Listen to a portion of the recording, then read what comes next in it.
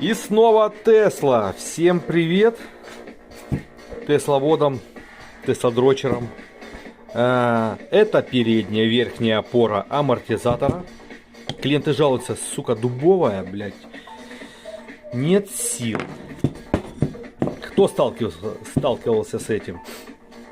Вот вся опора, резинка очень твердая. Настолько твердая, что стучат аж передние сайлентблоки вот из-за этой шляпы. Также сзади. Но у нас сзади не так сильно она как-то стучит. Ну, не то что стучит, но она тоже, блядь, жесткая.